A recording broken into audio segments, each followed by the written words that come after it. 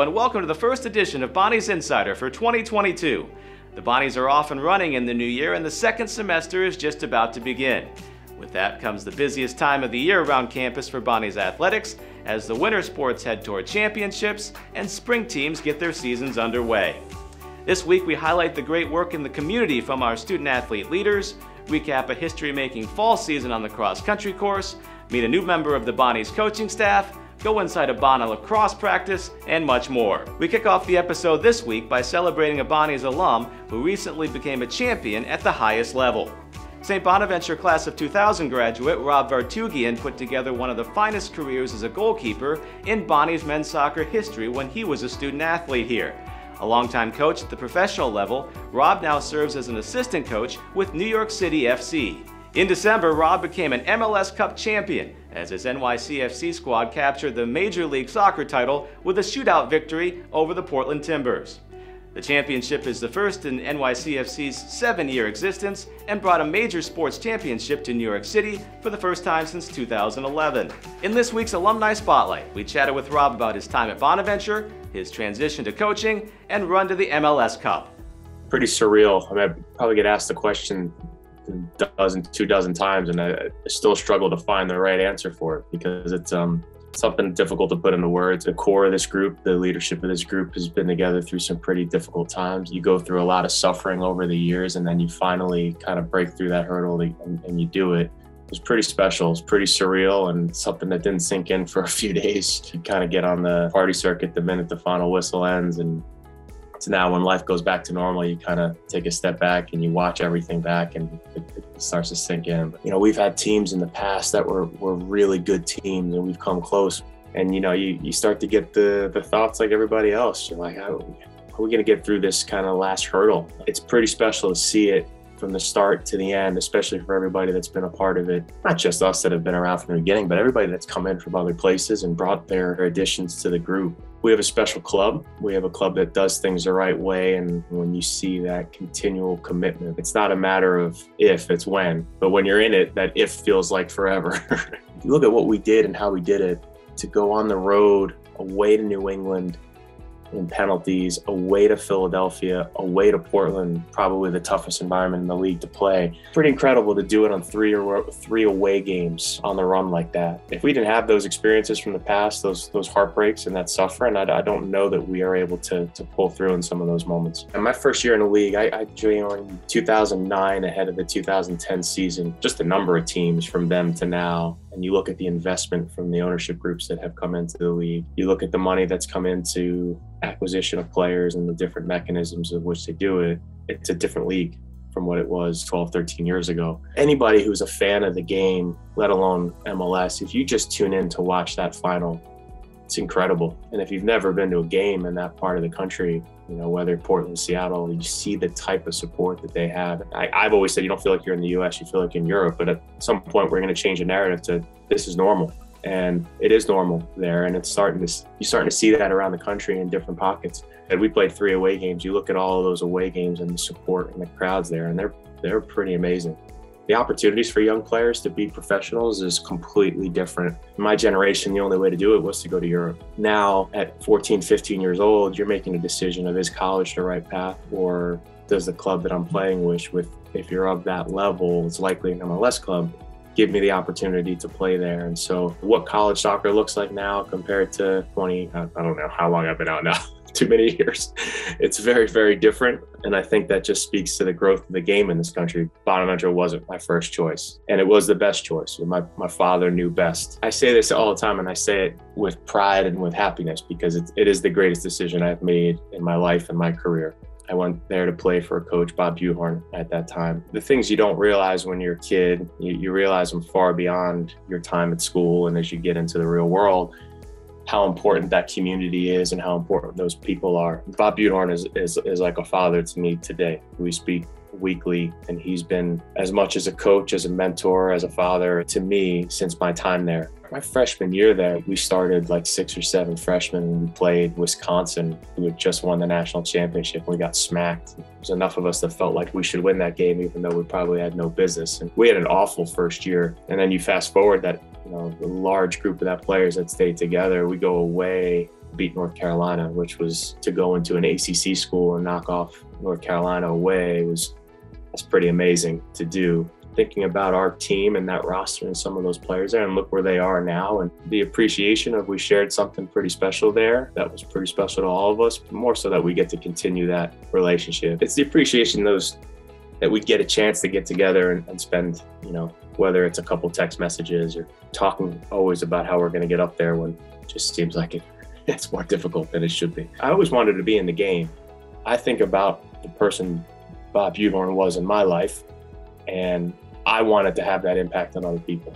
And so for me, it was more about wanting to be a part of young people's lives and impact them through the sport the way that I was. And so I jumped into college. In the college game, you can really do that. You're a part of kids' lives in formative years where you're not just a coach, you are a father, a brother. You're a very different type of figure in their life than in the professional game. I maybe naively jumped in the professional game thinking it would be the same. It's not. My desire to get into it on that side was then, you know, like I left my experience there going, it's pretty cool the relationship I have with him, and I'd like to do that and be that for other people.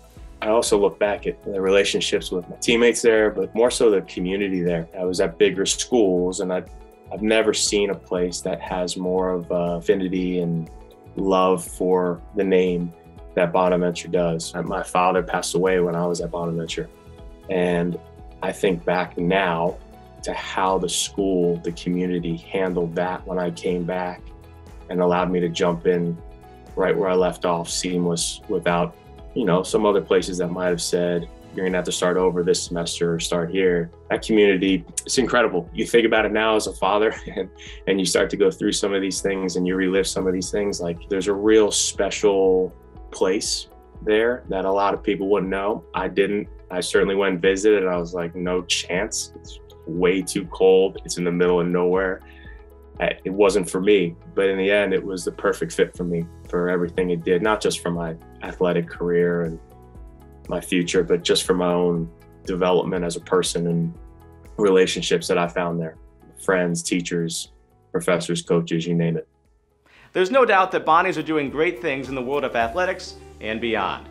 Speaking of championships, the Bonnies men's lacrosse team brings championship aspirations into the 2022 season after reaching the MAC semifinals last spring. With 21 seniors on the roster, Bona is one of the most experienced teams in the country in its 4th year at the Division I level. One of those senior leaders is Sean Westley, who was one of the MAC's top players last year. In our latest edition of Bonnies Mic'd Up, Sean takes us inside a men's lacrosse practice as the team preps for an exciting season. Before we were friends, for this drill, we are enemies. Yeah, they should just put like dark music over that. I hope you're distracted to start. I'm gonna grab this ball.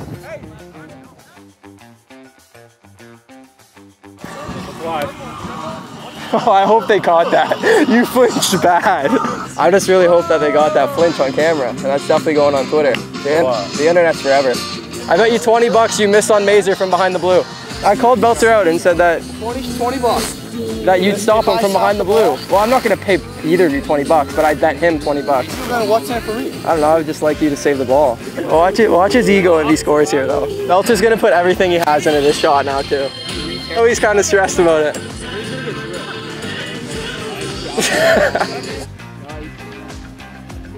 Knew it. I knew it. He didn't have it in him. That's all you need, Maze. There we go. And that's a Pokeball each, eh? It was my shoulder.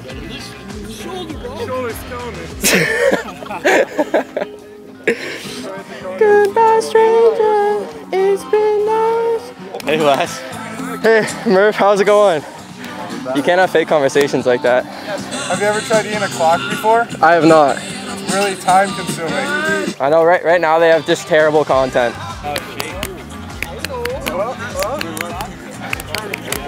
Let's go! This is the first time you've ever ventured to this side. You excited for the world to see how many times I stopped you today? Yeah, I will see.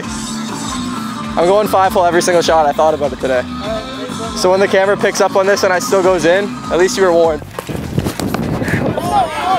Good start, Sean! I told you I was going there. I had to give you the first one. I'll start figuring it out now.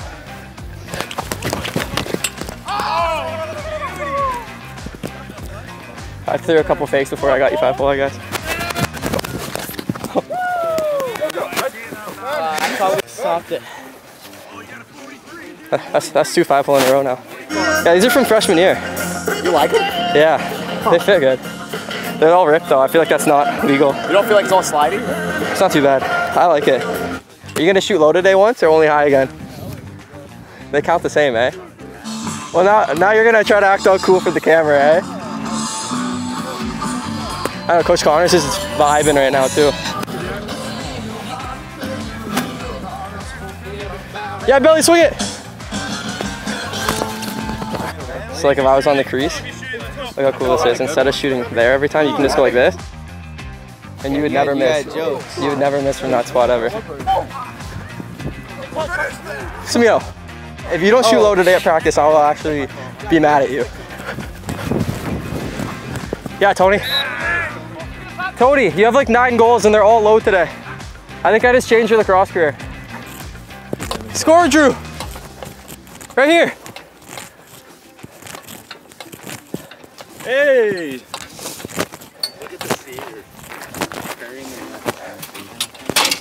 Lead by example. I'm just happy I finished on Mazer again. He was gumming me all day.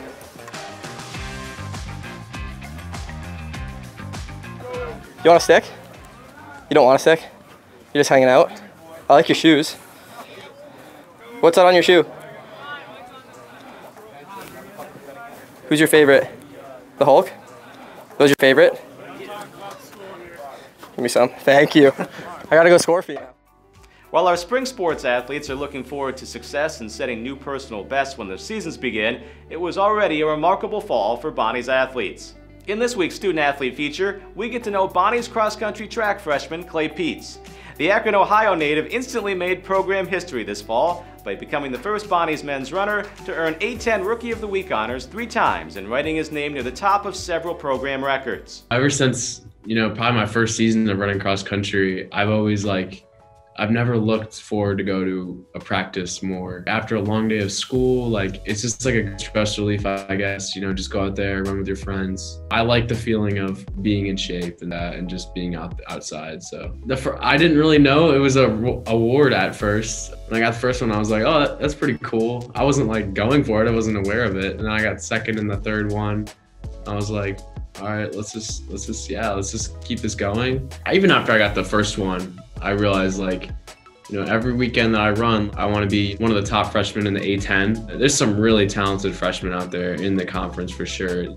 Every time I want to go out there, I always compare myself after the meet to other kids in my class, because most likely down the line when you're a junior and senior where it really counts, those are going to be the same kids, just instead of maybe middle to front of the pack, they're going to be right there at the front. Trainings has been a little bit more intense than high school. I've never ran year round, but that'll be starting up here soon. So that'll be a big adjustment. I knew it was kind of inevitable, college, you're going to be moving up from 5K to 8K, and that's a big jump. So I was mentally prepared to make the jump. It took a little while for my body to get adjusted. I struggled with some hip issues in August, but now since we got things rolling, it's been a good adjustment. My dad ran in high school. My uncle ran D3, went to nationals, but that's where I get my running probably from, that side of the family. My older brother he ran through maybe 3rd grade through high school. I was playing football at the time till my 6th grade year, and I was getting really small compared to other kids. So I was like, I'm gonna try cross country like my brother. I just gave it a try and I really loved it, so yeah. My teammates are really good, and it's a young program. Coming in, I knew that, I just wanted not necessarily turn the program around, but maybe just bring a little bit more respectability to it. And there's another really good freshman on the team, Zach Buckner, Darian Gregory. He's another good runner on the team. So I think together, working together, those guys definitely helped to push me for sure. Clay and the rest of the Bonnie's running program student athletes kick off the track season next week. The program will compete in Atlantic 10 Indoor Track Championships for the first time in program history this February. It's time for a quick break, but stick around as next up we'll meet one of the newest coaches on campus and learn about the difference makers in our campus community. You're watching Bonnie's Insider, presented by Universal Primary Care. Schultz is always at your service, ensuring your vehicle gets the maintenance it requires. Now, with modern, touchless options across the entire auto care experience. Speak with a service advisor on the phone or at one of our newly envisioned service centers. Pay invoices online or via mobile app. And drive home in confidence, knowing Schultz only permits limited personnel access to your vehicle. Exceeding expectations is our mission. That's why the next generation of auto care is already here at Schultz. Western New York is known for energy innovation. Today, EnergyMark is leading the way for the next generation of renewable energy. At EnergyMark, we help power Western New York homes and businesses with low-cost, locally produced energy, including renewables like solar and wind power. EnergyMark, the official energy supplier to the Buffalo Bills. Connect your account to EnergyMark at buylocalenergy.com.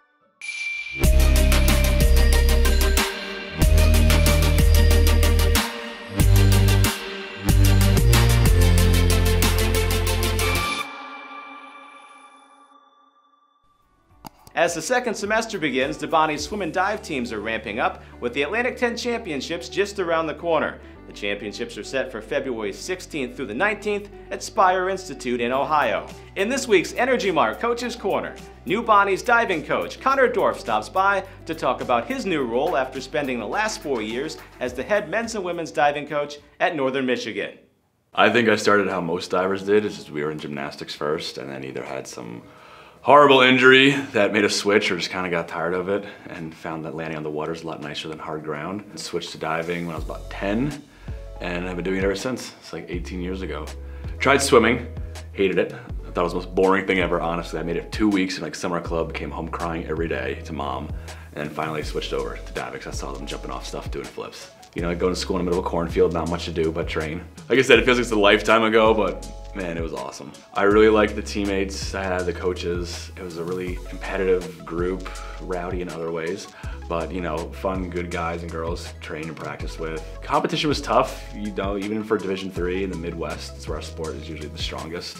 So qualifying for regional zones or just even placing like the top finalists at conferences is pretty tough to do, but it's fun. If you had asked me like 8 years ago what I wanted to do or told me I was gonna be coaching, I would have laughed at you.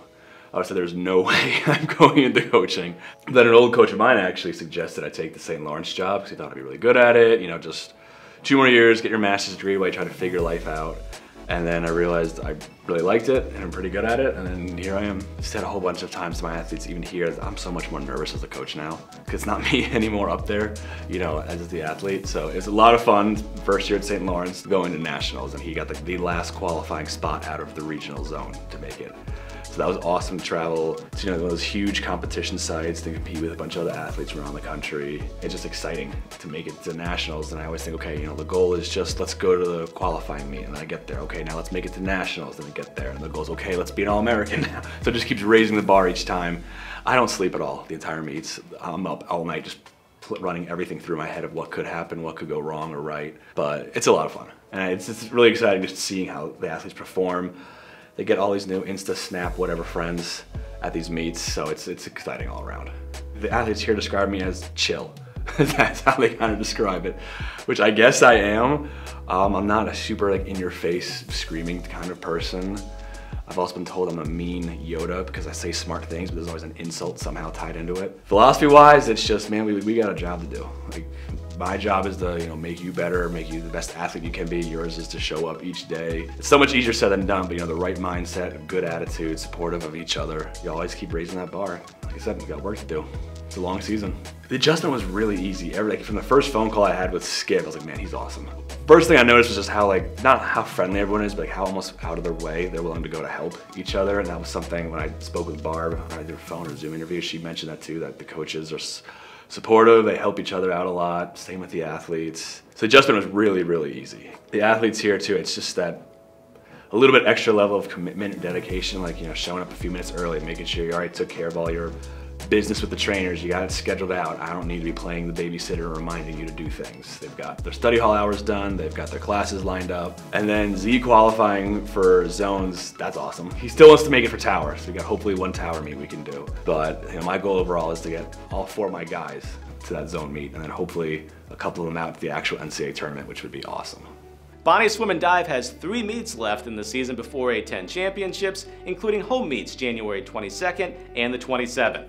Well, the holiday season is in the rear view, but for many Bonnies, the spirit of giving lasts year-round. Many members of the Bonaventure Student Athlete Advisory Committee made a huge impact on not only the local community, but also helping out those in need from many walks of life in 2021 and have more good works planned in 2022.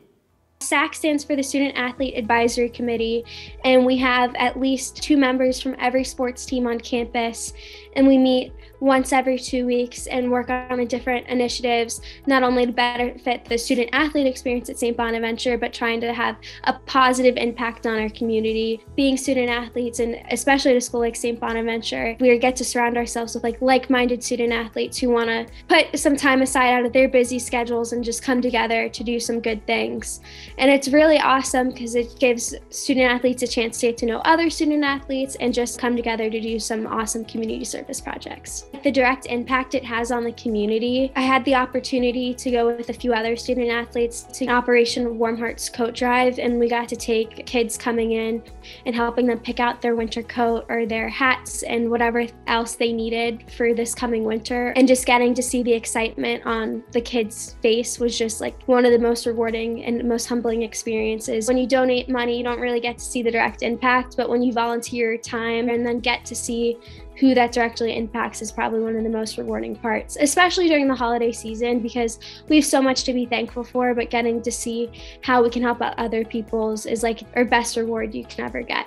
It makes me feel like warm inside, I guess you could say. It's like a rewarding touch as a college student. Like, you're always focused on your academics, you're always focused on athletics. So like, I took that upon myself to do something that I truly was passionate about, and it just makes me feel thankful, I guess, for everything that I have, that I didn't realize that people don't necessarily have like everyday materials like toothbrushes, toothpaste, clothes for everyday life. And it just makes me feel like excited because I know that the person, like for example on Christmas, when they open their gifts, they're gonna be like, wow, because we did such a good job like as a SAAC and stuff. Last year I kind of was in charge like the mental health panel and like did like the mental health aspect of it because of COVID and stuff. So like this year I wanted to take like a different role, and I kind of took the role of being the community outreach leader. October, November, and December we did a different community service event. In December we did the Adopt a Family and Operation Christmas Child. I called around the community, ended up going with Giving Tree, and the St. Bonaventure SAAC adopted 8 different families. I mean, I had probably over 500 gifts in the back of my car that I got to drop off.